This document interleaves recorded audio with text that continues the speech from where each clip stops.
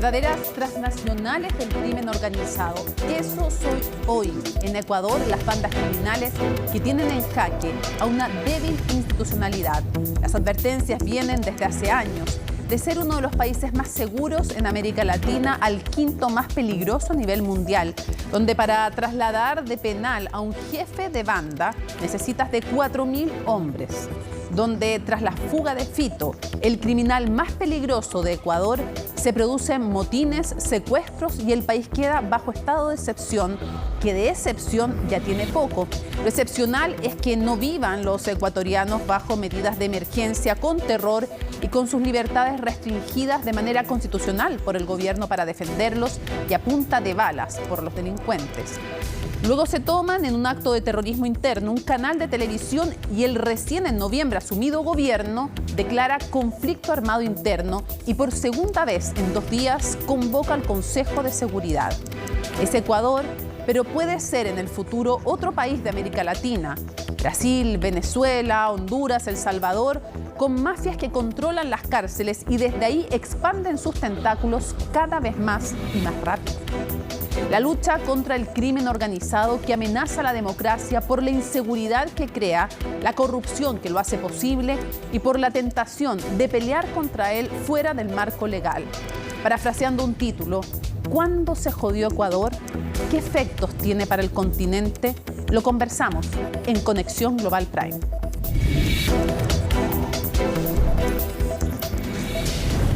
El contexto y lo que ha ocurrido en estos últimos días, pero también más atrás, nos lo da en su nota Laura Soto. Policías y militares continúan buscando a Adolfo Macías, alias Fito. Sin noticias sobre el paradero de alias Fito, el temido líder de la banda criminal Los Choneros en Ecuador. Ecuador está sumido en una crisis de violencia total derivada, entre otras cosas, de la fuga de un líder criminal. Fue la noticia que no solo se tomó la programación de los noticieros ecuatorianos, sino que también causó preocupación en toda la región. Todo comenzó el pasado domingo, cuando el ejército fue hasta la cárcel del Litoral en Guayaquil a buscar a Adolfo Macías, líder de la banda Los Choneros, una de las organizaciones criminales más peligrosas de la nación sudamericana. Alias Fito cumplía desde 2011 una condena de 34 años de cárcel y ese día iba a ser trasladado a una prisión de máxima seguridad, pero el reo de 44 años se desvaneció. Eso, los posteriores motines que se registraron en varias cárceles y entre medio la fuga de otro líder criminal llevaron al presidente Daniel Noboa a declarar estado de excepción por 60 días. He dado disposiciones claras y precisas a los mandos militares y policiales para que intervengan en el control de las cárceles. Nosotros no vamos a negociar con terroristas, ni descansaremos hasta devolverle la paz a todos los ecuatorianos. Una decisión que no gustó a las organizaciones criminales. Así, en cosa de horas, se levantó el caos en Ecuador. Que se vaya la policía, que se vaya la policía. Encapuchados irrumpieron en un canal de televisión de Guayaquil mientras transmitían en vivo y tomaron como rehenes a los periodistas y trabajadores antes de ser rescatados por la policía. Pensábamos que era una pelea que había fuera en el estudio, en los pasillos, pero no fue así. Por interno nos dice el productor y el director de cámara, por favor, tomen cuidado que se nos están metiendo, nos están robando, nos están asaltando. Le dispararon a un camarógrafo nuestro en la pierna, a otro le quebraron el brazo. Ellos dieron bala, utilizaron sus armas adentro. Sumado a eso, grupos armados irrumpieron en la Universidad de Guayaquil, centros comerciales y otros establecimientos en al menos 8 ciudades ecuatorianas.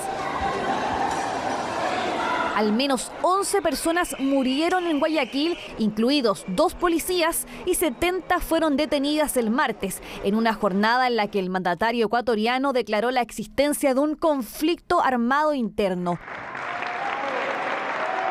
Noboa llegó al poder el pasado noviembre para completar el mandato inconcluso de Guillermo Lasso tras declarar elecciones anticipadas en medio de un juicio político en su contra. El nuevo jefe de Estado heredó una crisis de violencia sin precedentes, registrando en 2023 cifras récord en homicidios, con una tasa de 46,5 asesinatos por cada 100.000 habitantes. cómo Ecuador pasó de ser considerado el segundo país más seguro de Latinoamérica a ubicarse entre los peores en el mundo en percepción de seguridad. Durante el gobierno de Rafael Correa se desarrolló una campaña de pacificación de las pandillas, en la cual el Estado negoció con algunos de estos grupos con el fin de legalizarlos y así reinsertarlos en la sociedad. Los chicos se han comprometido en la defensa de la soberanía nacional a través de este mecanismo. Una parte del proceso tiene que ver con lo cultural, con lo deportivo, con la ocupación del tiempo libre. Y otra parte del proceso tiene que ver con su inserción laboral. Entre 2011 y 2017, el último año de la presidencia de Correa, la tasa de homicidios disminuyó en más de un 70%. Sin embargo, luego del acuerdo de paz que se gestó entre las FARC y el Estado colombiano a fines de 2016, Ecuador ganó mayor protagonismo en el mercado internacional de la droga. Se posicionó como un centro de tránsito de la cocaína. Esto además de las alianzas ya existentes entre cárteles mexicanos y bandas delictivas locales. Otro factor al que apuntan los expertos para explicar el crecimiento de estas bandas en el país es la dolarización de su economía a inicios del 2000, luego de una gran crisis a finales de los 90.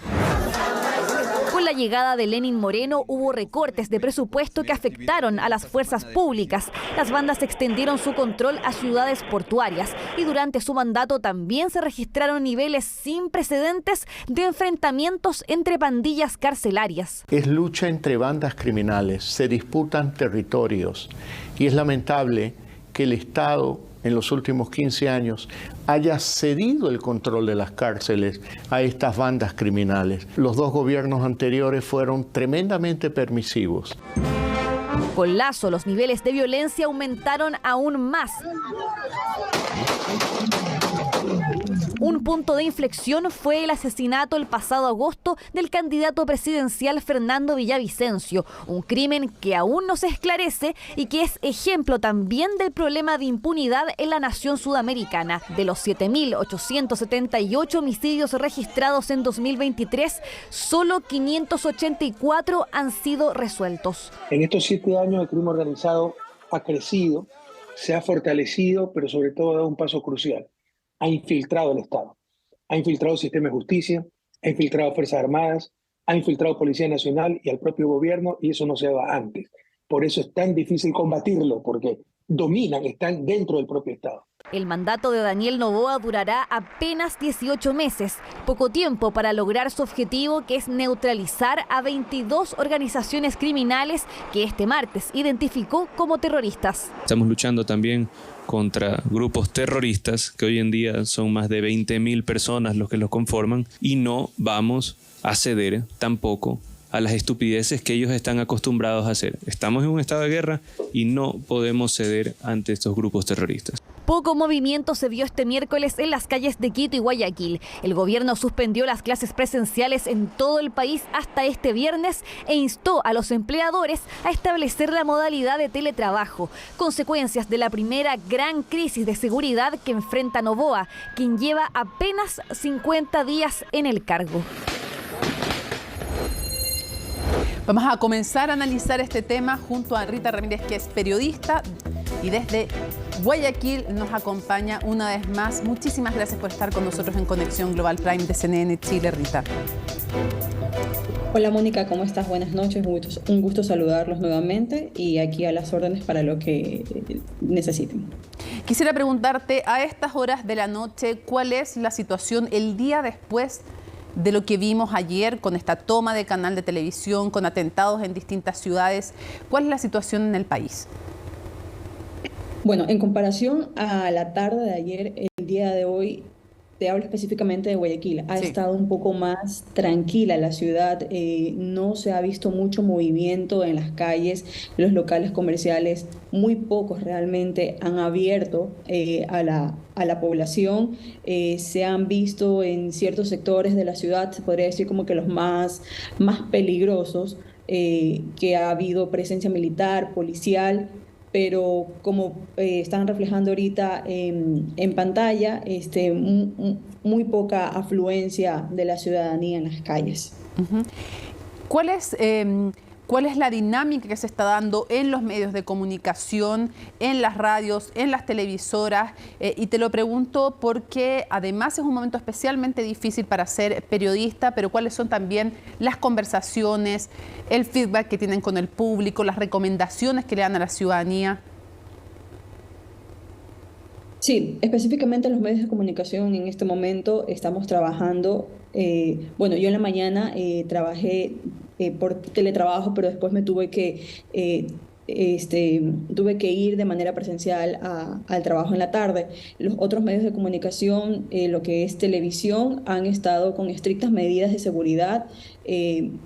Están tratando de tener muy poca cobertura en exteriores por el tema de que no se sabe qué es lo que puede pasar. El tema de la inseguridad aquí está a flor de piel. Y justamente, como te mencionaba, hay algunos medios de comunicación que a lo mejor el día de hoy han suspendido sus programas. Te hablo sobre todo de los programas radiales. Y entre colegas hemos estado como quedando la mano en tratar de pasar información, algún reportaje, algunas imágenes para ya no trasladarnos a ese lugar, porque igualmente están acordonados por el tema de seguridad. ¿Cómo podrías resumirle a quienes nos ven a través de las pantallas de CNN Chile las principales medidas que está tomando el gobierno, las que han anunciado para los próximos días, y cómo reacciona además la opinión pública frente a estas medidas? Porque yo decía, la verdad es que en Chile le llamamos estados de excepción constitucional a lo que están viviendo ustedes, pero cada vez tiene menos de excepción. Lo vivieron cada 2 meses un estado de excepción en el caso del gobierno pasado de Guillermo Lasso. Hoy día vuelven en condiciones aún peores. Entonces la pregunta es, ¿cuáles son las medidas que está anunciando el gobierno? Un gobierno que recién había asumido en noviembre, con un presidente de 36 años, con mucha gente nueva que entra en sus puestos ministeriales. ¿Qué dice la opinión pública?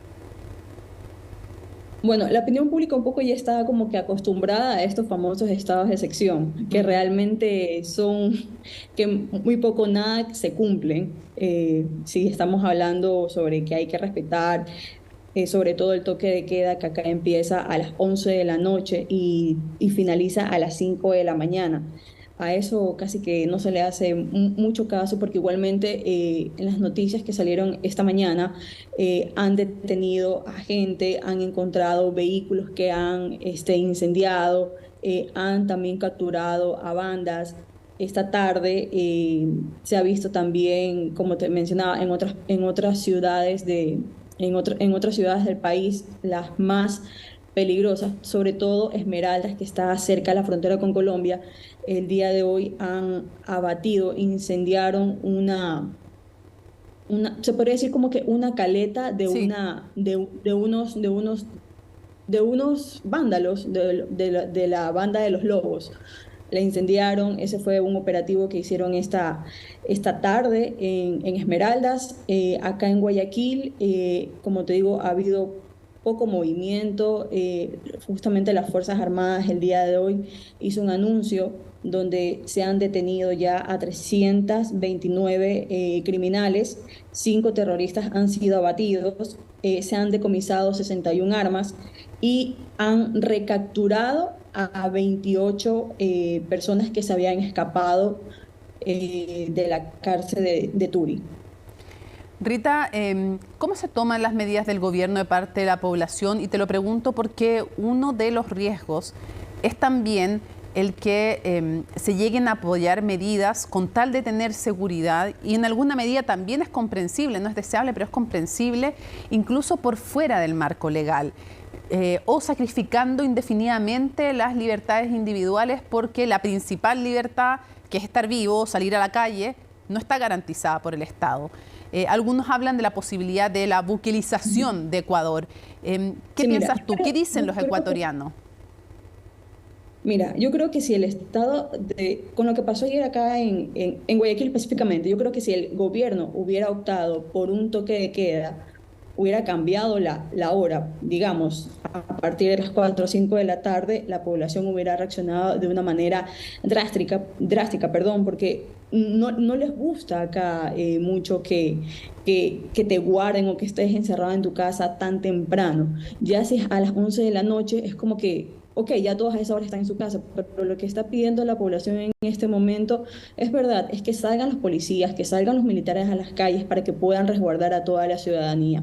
Por parte, cómo los ciudadanos estamos viendo a Daniel Noboa, bueno, estamos viendo que está haciendo como que todo lo posible por tratar de mantener la calma a toda la población, y si esa es la postura que mantiene un presidente, creo yo que a una ciudad, a una población es como que los mantiene tranquilos. Es lo que yo percibo de las otras personas, porque el día de hoy yo estaba aterrada porque yo no quería salir en la tarde, pero ya después de ver un pequeño movimiento de la población acá, sobre todo en Guayaquil, porque fue terrible lo que pasó ayer a las 2, 3 de la tarde, toda la ciudad estaba totalmente colapsada, el tránsito no fluía, era un desastre. Cuando hablamos de Bukele mismo tuiteó durante la tarde que no era cosa de soplar y hacer botellas, refiriéndose que era bastante complejo, de alguna manera, recrear su política, que ha sido cuestionada también respecto del no respeto a los derechos humanos, pero que no era fácil recrear su idea de megacárceles ultra seguras. Y de nuevo pongo el punto, entendiendo la lucha contra el crimen organizado, pero con las críticas que ha habido de diversos organismos respecto a los derechos humanos.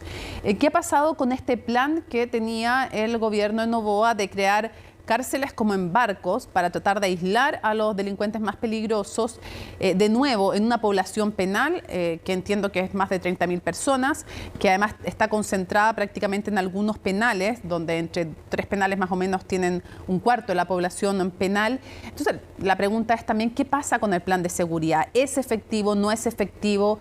¿A qué está apuntando ahora? ¿Van a hacer virajes? ¿Se esperan cambios, no sé, de políticas o de ministros, Rita?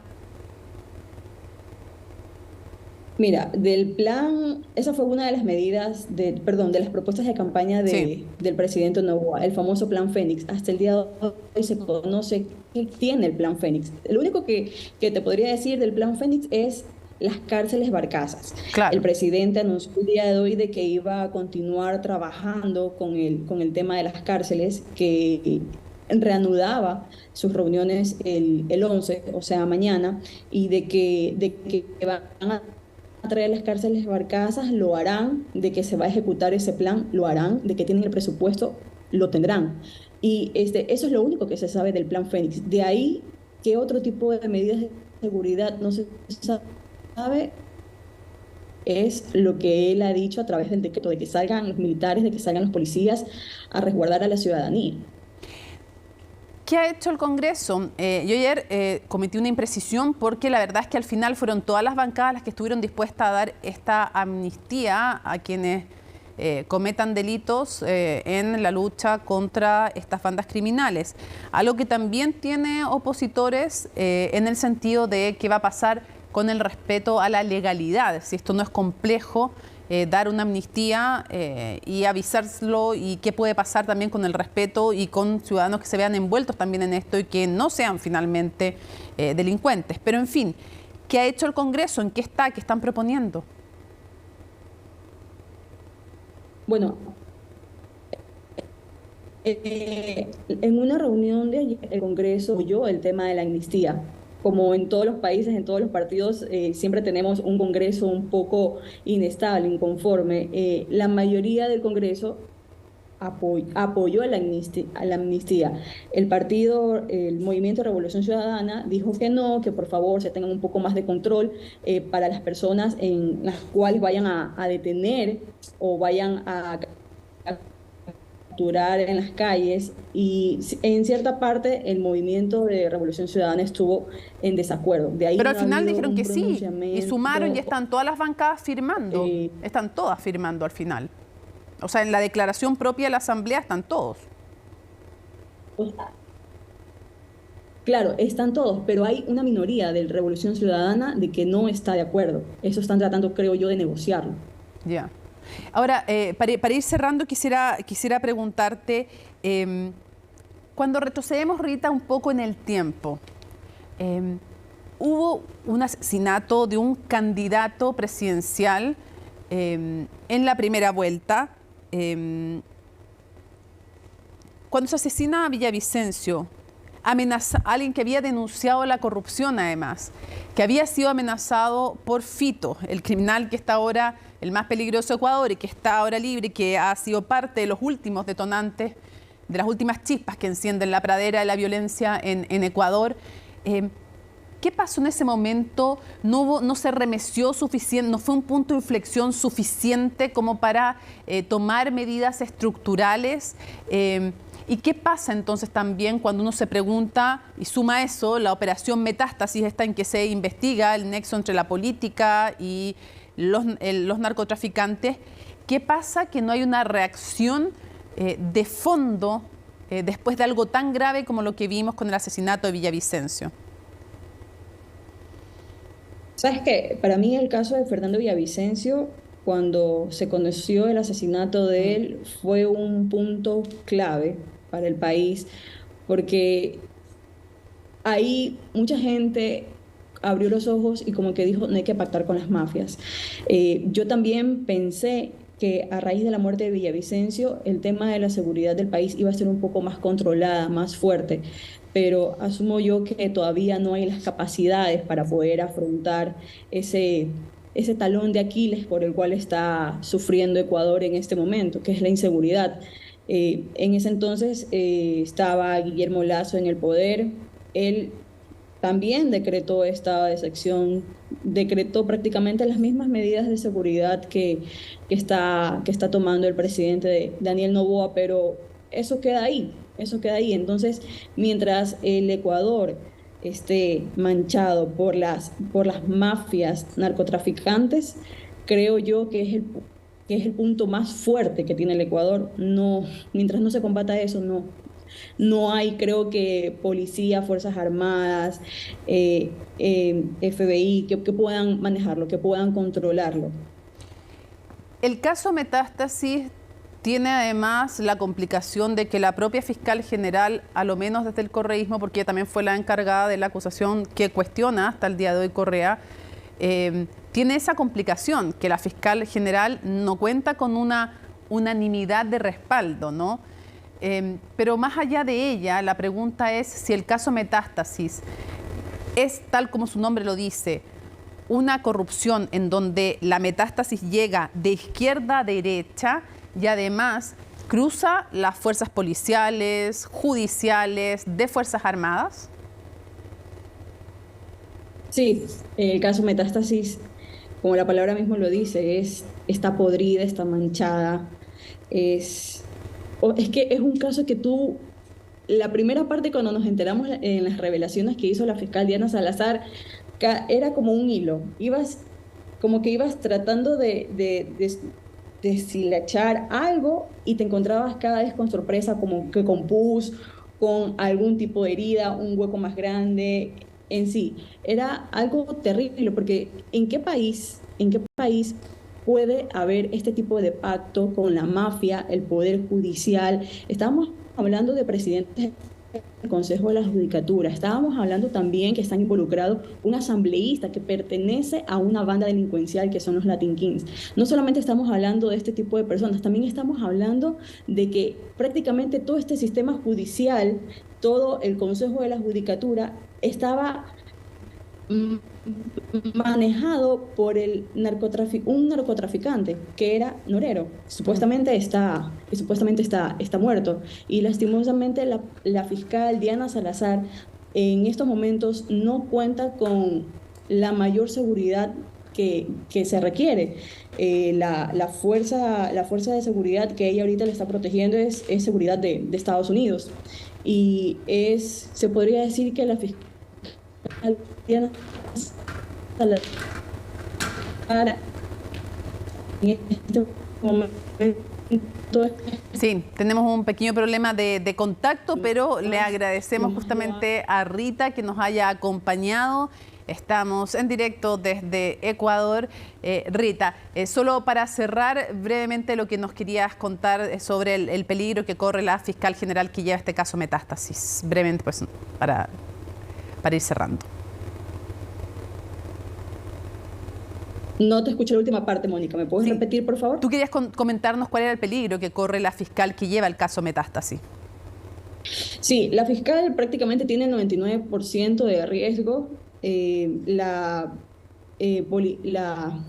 seguridad de Estados Unidos son las personas que le están protegiendo en este momento. Ella cuenta ahora con muy poca seguridad por parte del gobierno. Aunque Daniel Noboa dijo que se le iba a dar todo el respaldo, creo yo que si la fiscal Diana Salazar no hubiera sacado el caso Metástasis, todos los ecuatorianos y a lo mejor toda la región no se hubiera enterado de lo tan podrido que está el sistema judicial, cómo está amarrado con el narcotráfico. Prácticamente el narcotráfico aquí tiene a todos los poderes del país como sus títeres. Rita Ramírez, periodista de Radio Centro Guayaquil, muchísimas gracias por habernos acompañado desde Ecuador. A ti, Mónica, que tengas buenas noches. Nos vamos a la pausa y al regreso vamos a estar con dos estupendos analistas profundizando en el origen y en la proyección también de esta crisis.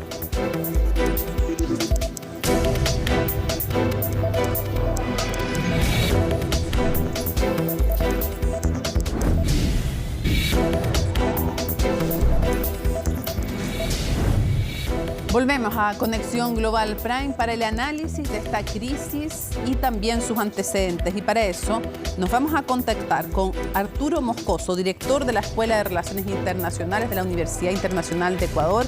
Muchísimas gracias por acompañarnos, Arturo. Hola, Mónica, gracias por la invitación y un saludo a la audiencia. Quisiera preguntarte primero en el diagnóstico, ¿qué tan grave es esta nueva crisis y cómo la proyectas? Bueno, esta es una de las crisis de seguridad más graves que hemos tenido en el país, al menos en la última era o periodo democrático. Es una situación sin precedentes, que se declare un estado de conflicto armado no internacional o conflicto armado interno, jamás había sucedido, y creo que eso nos da justamente el tamaño o la importancia de la crisis que estamos viviendo, ¿no? Ahora, ¿tú crees que es un punto particular de inflexión o crees que se van a seguir sucediendo crisis de estas características en el contexto de una ya elevada criminalidad y violencia? Es que el problema, Mónica, parte de que si no se combate al narcotráfico, no solo desde un punto de vista militar o policial o de seguridad, sino desde otros aspectos, como son el tema de la falta de empleo, los problemas económicos, que son justamente los que hacen que muchos jóvenes, sobre todo, se unan a estas bandas criminales. No va a haber una solución inmediata ni a corto plazo, ¿no? Y además podríamos hablar incluso también de los procesos de legalización de la droga, ¿no? Que creo que hay que ya empezar a discutirlo seriamente, porque vemos que no solo en Ecuador, sino en el mundo entero, la guerra a las drogas es una guerra que no tiene fin, ¿no? Y que pues cuesta miles de vidas todos los años, ¿no? Arturo, antes de ir al tema de la corrupción y de cuán infiltradas están Fuerzas Armadas, Judicatura, políticos, quisiera preguntarte otra cosa. ¿Tiene el gobierno con qué? Y cuando digo con qué me refiero a recursos, capacidades técnicas, humanas. ¿Tiene con qué el gobierno enfrentar en lo inmediato la crisis de seguridad, pero luego, en el mediano y largo plazo, las reformas estructurales que se requiere? Ayer entrevistamos en CNN Chile al expresidente Correa, obviamente opositor a este mandato, y decía que este era un gobierno de inexpertos y que en verdad no tenía con qué y que debiera hacer cambio de gabinete, en fin, entre otras de las críticas que le escuchamos. ¿Cuál es tu perspectiva? Bueno, primero que nada, creo que Correa no debería andar opinando de un tema del cual es uno de los principales responsables, ¿no? Me parece bastante cara dura de su parte.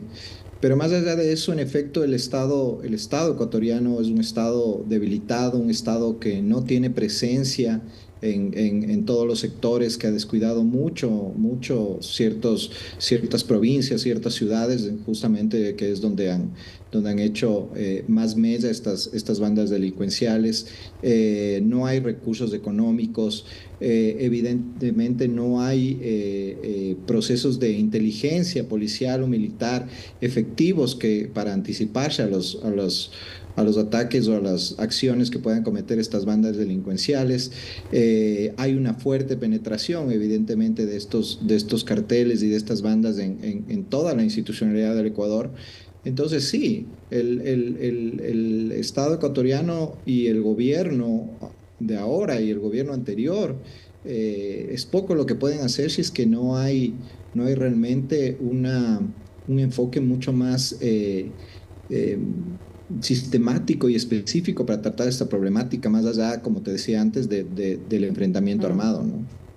Ahora, ¿qué tan corrompido está el aparataje estatal, el aparataje público ecuatoriano? ¿Cuán infiltrado está por el narcotráfico, por el crimen organizado, que no avanza en ningún país del mundo, sino es corrompiendo las instituciones democráticas?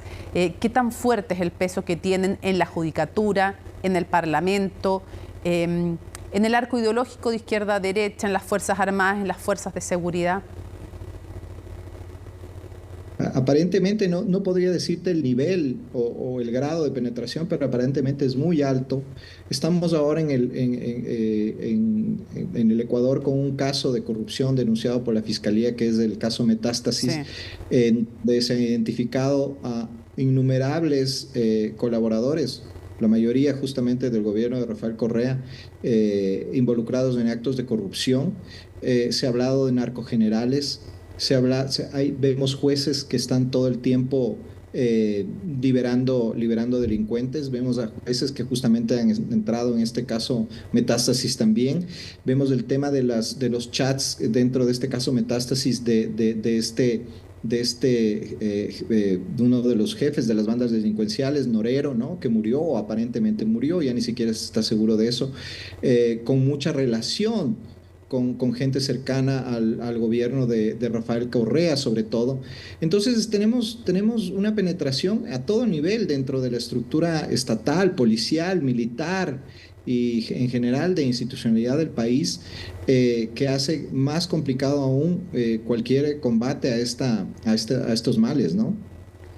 El expresidente Correa, cuando hace su punto respecto a esta crisis, dice que es la destrucción que después de él hicieron del Estado de Derecho la causa o una de las causas de lo que se está viviendo hoy día. Y él exhibe como hechos, bueno, no son falsos, sus cifras son ciertas. Cuando él estaba, el nivel de criminalidad era de los más bajos, 4,2 o 4,5 asesinatos por cada 100.000 habitantes. Hoy día va a terminar con 42, o terminó con 42 asesinatos por cada 100.000 habitantes. En cuanto a las cifras son reales, pero las interpretaciones son contrapuestas. Unos sostienen que él fue quien comenzó a destruir el Estado de Derecho. Sus partidarios dicen que no, que fue lo que ocurrió después, e incluyen dentro de eso a las acciones judiciales en su contra. ¿Cómo lo ves tú?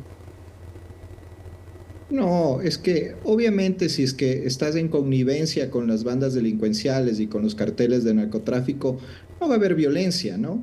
Evidentemente. Cuando se les enfrenta es que empieza la violencia, ¿no? Cuando este entramado empieza a ponerse, este entramado de penetración en el Estado y en la institucionalidad empieza a ponerse en peligro, es que empieza la violencia, ¿no? Empieza la violencia justamente en el gobierno de Lenín Moreno, luego se intensifica en el gobierno de Guillermo Lasso y ahora hemos llegado a este punto, ¿no? En el gobierno de Rafael Correa se eliminó la base de Manta, que controlaba justamente los accesos por mar y el tráfico que pudiera hacerse por esas vías. Se trató de integrar supuestamente a las bandas delincuenciales a la sociedad, lo cual a todas luces fue errado. Una permisividad en general con este tipo de delitos. Entonces, no se puede hablar aquí que la destrucción del Estado parte desde el gobierno de Moreno, ¿no? La destrucción del Estado y de la institucionalidad empieza con ese mamotreto que es la Constitución de 2008, justamente ideada por esta gente, y que pues es otra de las causas de los males que estamos viviendo ahora, ¿no? ¿Cuáles son los errores, las faltas, las equivocaciones de Lenín Moreno y Guillermo Lasso, los últimos dos presidentes? Bueno, evidentemente una ausencia de una verdadera dimensión del problema, no alcanzaron a dimensionar el nivel del problema, y una ausencia de una inteligencia calificada, ¿no? De una inteligencia militar y policial calificada que pudiera prever y que pudiera adelantarse a las acciones de los narcotraficantes y de las bandas criminales, ¿no? Siempre han sido reactivas y siempre reactivas a destiempo, ¿no? Entonces, ahí creo que es una de las principales fallas para enfrentar este problema, y que pues también puede tener justamente sus causas en la penetración de estas bandas en la misma institucionalidad, ¿no? Para justamente afectar los canales de inteligencia a fin de que no sean perseguidos y sus actividades puedan seguirse llevando a cabo sin ningún problema, ¿no? Entonces, sí, evidentemente hay fallas garrafales en los dos gobiernos, pero Rafael Correa no se puede lavar las manos, ¿no? Porque creo que las principales causas están en su gobierno. Quiero cerrar preguntándote, este gobierno tiene que completar el periodo de que no completó Guillermo Lasso, luego puede optar a la reelección, a enfrentar en las urnas a los otros competidores, pero puede Noboa repostularse, ¿no? ¿Dónde están puestos hoy día los incentivos para Noboa? ¿Podría llegarse con él o con otros a una buquelización de Ecuador? Sí, por supuesto que podríamos llegar a eso. Creo que los ingredientes para llegar a una buquelización están ahí. Y claro, ¿no? Este mismo decreto 111 ya es una suspensión de muchas de las garantías constitucionales en cuanto al hecho de que estamos en estado de guerra, ¿no? Veamos qué dice la Corte Constitucional con relación a este decreto, pero claro, ¿no? Cambia las condiciones del enfrentamiento con las bandas delincuenciales y los daños colaterales para la población pueden ser muy altos, ¿no? Entonces, sí, o sea, un candidato que ofrezca mano dura, un candidato que ofrezca aún medidas más drásticas, puede incluso el mismo Noboa, si sigue este proceso de radicalización en cuanto al combate, podría reelegirse y pues seguir radicalizando unas medidas duras que podrían ser, en último término, violatorias de los derechos humanos, ¿no? Arturo Moscoso, director de la Escuela de Relaciones Internacionales de la Universidad Internacional de Ecuador, muchísimas gracias por habernos acompañado en Conexión Global Prime. Gracias, Mónica, encantado, siempre a las órdenes. Un abrazo. Y vamos a seguir profundizando desde Ecuador en este tema. Ahora lo vamos a hacer con Simón Pachano.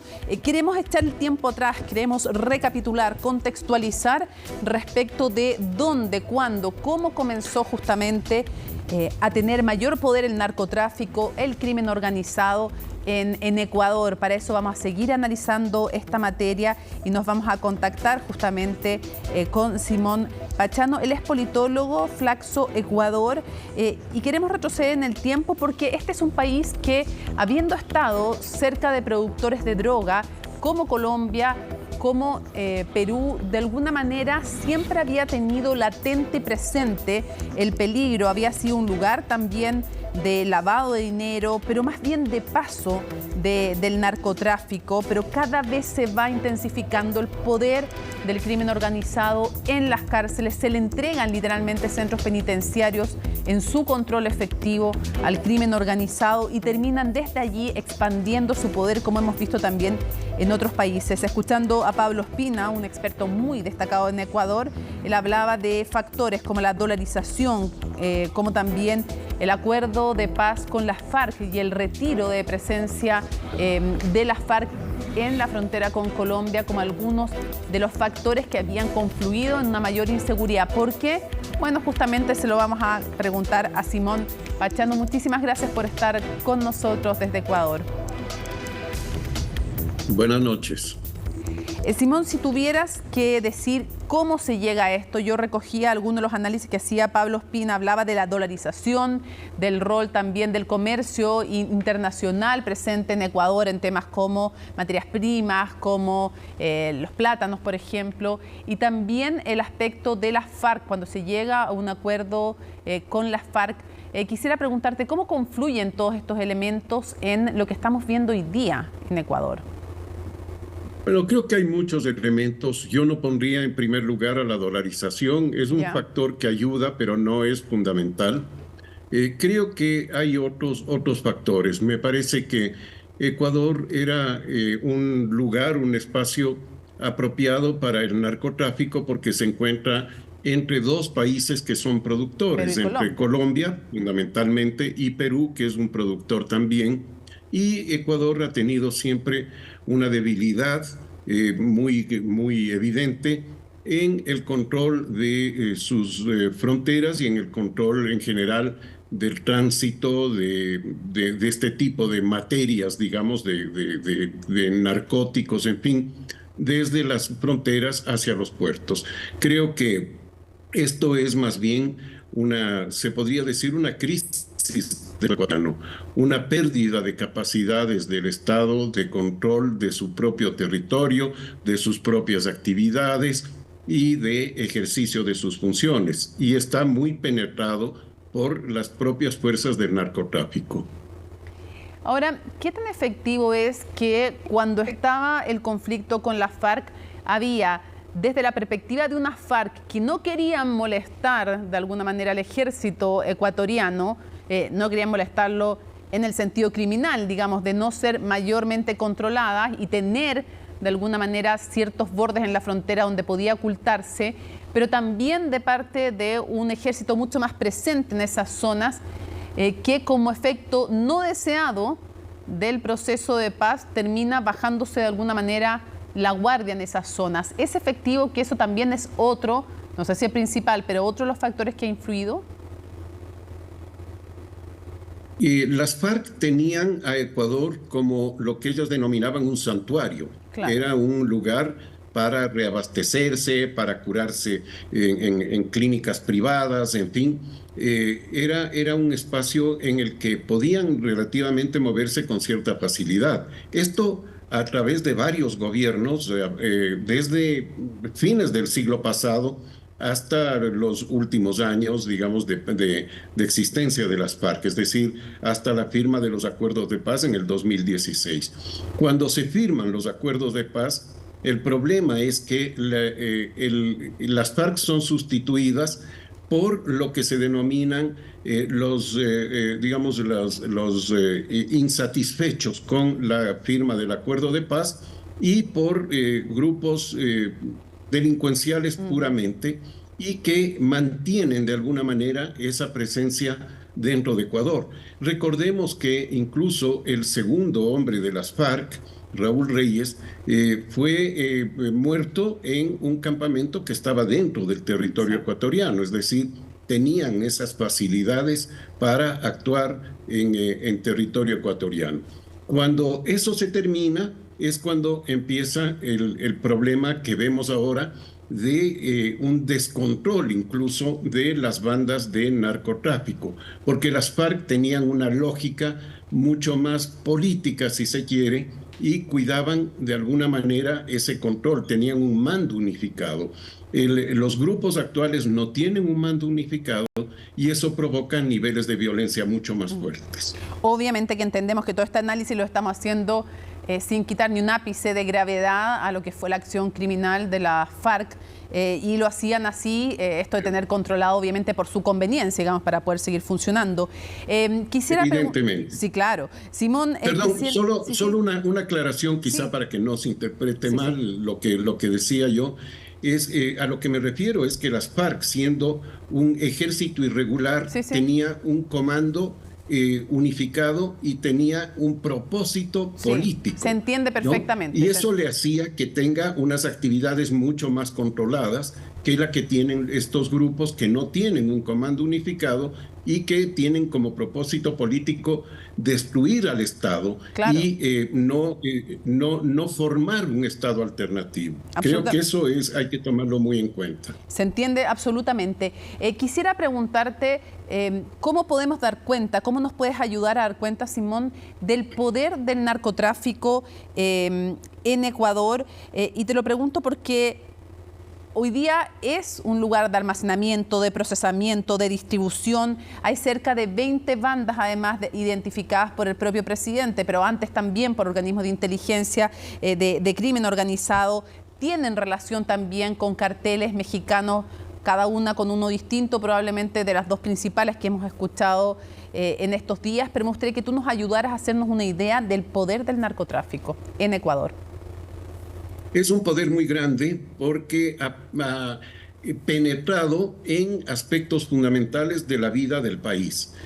Ha penetrado en la economía del país y en ese sentido sí, la dolarización puede ser un vehículo, algo favorable, pero no es lo fundamental, pero ha penetrado en la economía sobre todo a través de la compra de bienes raíces, a través de la inversión en actividades comerciales, industriales, en fin, es decir, lo que se denomina lavado de dinero. En segundo lugar, ha penetrado en el Poder Judicial. Es muy claro lo que sucede con jueces y fiscales, sobre todo con jueces que están al servicio de estos grupos. Esto ha quedado muy claro, por ejemplo, en la presentación que hizo en días pasados, hace 2 semanas, la fiscal general con el caso Metástasis, en que se encuentra precisamente una relación muy fuerte con sectores del Poder Judicial, jueces que están, digamos, a la orden de estos grupos irregulares, de estos grupos ahora calificados de terroristas. Y el otro aspecto es la penetración en la política, en que también aparece en el mismo informe de la fiscal, pero también en muchos otros informes y en muchas otras investigaciones, la penetración en términos de apoyo a campañas electorales y luego en el ejercicio de la política al servicio de estos grupos. Entonces, creo que tenemos lo que decía inicialmente, una crisis del Estado muy fuerte, muy grave y muy difícil de resolver. Y que el tema del enfrentamiento armado es solamente un aspecto de la lucha que se debe dar contra estos sectores. Lo que debe hacerse fundamentalmente junto con esa lucha es sobre todo la búsqueda del dinero, la ruta del dinero para ir cortando eso. Y se debe tener convenios internacionales, no solo con Estados Unidos, que algo existe, sino sobre todo con países europeos, que es hacia donde está dirigiéndose la droga fundamentalmente, en este caso desde Ecuador. El mayor mercado de la droga que pasa por Ecuador en este momento son países europeos, Países Bajos, España, Italia, Bélgica, con quienes hay que diseñar una política de conjunto para ir cortando en ambos extremos las actividades del narcotráfico. Escuchábamos de los choneros vinculados a este criminal Fito que se fuga, a los lobos, también escuchábamos otras bandas como los Tiguerones, con fuertes vínculos además con bandas mexicanas, colombianas también, pero quisiera llevarte a otra materia, Simón, porque se nos va acabando el tiempo. Por un lado, ¿hay esperanza de que sea capaz este gobierno de enfrentar de manera decisiva? Otros dicen que va a terminar negociando, solo que no nos vamos a enterar, pero que va a tener que terminar negociando con las bandas de alguna manera. Y otros dicen que si no, no va a poder enfrentar esto. ¿Hay esperanza, crees tú, de que, o para dónde ves tú que va esta crisis y este conflicto con una criminalidad que ya no es solo dueña de cárceles, sino de territorios importantes del país? Y por otro lado, dentro de la misma pregunta te incluye una segunda que es ¿qué efectos puede tener esto para América Latina? ¿Qué debiéramos aprender en América Latina? Y respecto a la esperanza, yo creo que hay una leve esperanza con lo que el gobierno hizo ayer. Evidentemente, esta declaratoria de estos grupos como terroristas. Creo que ese es un paso importante porque permite enfrentarlos de una manera más abierta. No me refiero a la táctica de Bukele en El Salvador, no creo que sea eso, pero sí en este aspecto de control ya, de ejercer la fuerza legítima del Estado. Creo que ese es un paso importante. En cuanto a qué se puede sacar de aquí para los otros países, yo creo que esto debe ser una advertencia para los otros países, así como debió haber sido para Ecuador, lo que sucedía en nuestro vecino del norte en Colombia y lo que sucedía también en el vecino del sur en Perú. Y que no creo que lo vimos tan claramente y dejamos que prosperara la situación. Simón Pachano, muchísimas gracias por habernos acompañado en Conexión Global Prime. Por supuesto que nos importa y mucho lo que ocurre en Ecuador y ojalá las autoridades y los países de todo el continente miremos esto, miremos lo que podemos hacer, lo que podemos evitar, cómo rectificar y cómo trabajar en conjunto, porque es cierto, sin seguir la ruta del dinero, y la tenemos que seguir entre todos los países, esto no se corta, y sin combatir la corrupción tampoco. Muchísimas gracias, Simón. Gracias a ustedes, y creo que es una alerta para el continente. Termina Conexión Global Prime, como lo decíamos, nos importa lo que ocurre en Ecuador y queremos aprender además de los procesos que están viviendo.